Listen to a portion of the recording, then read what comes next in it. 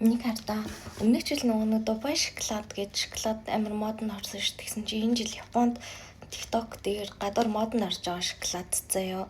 Энэ болсон чи дотроо пистачо те тэнгүүдээ бас нөгөө одоо энэ доторх нь бид хүүхдийн баяраар парк гэдэн орохоор иддэг байсан. Аманд ороод нөгөө хайлтдаг чихэр идэг штэ.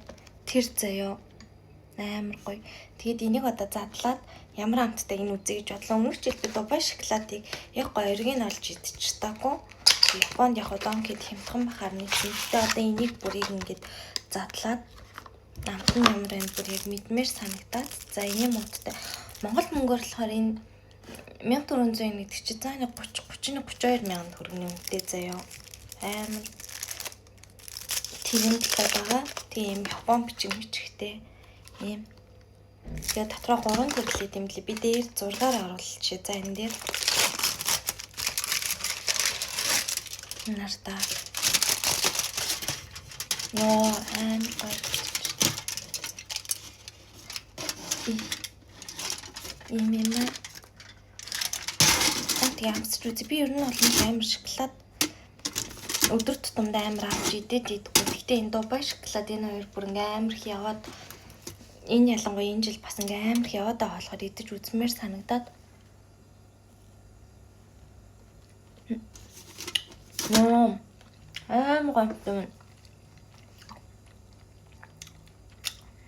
Гаднаа шоколад нь амар зөөлхөн сүн шоколадтай. Хүнтэй зүгээр ингээд шууд хазангууд ингээд шүүс сүрэнгүүд хайлтдаг мэдрэмж байдаг ш. Бүр яг тэгж байна. Амар гоё амттай юм. Аа гоё юм. Ноо. Бүр арай Дубай шоколад идэж үзээгүй. Тэг бүр энийг бүр заал идэж үзнэ гэж бодоод. Наа таа.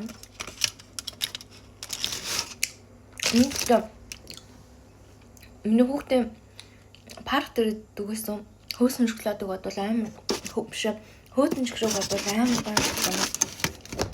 Би тэгтээ миний идэж үзсэн туршилт алгаж эндээс донкигоос авч үзсэн Дубай шоколадаас гоё амттай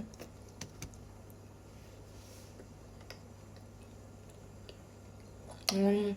Амар гоё. Гоё юм.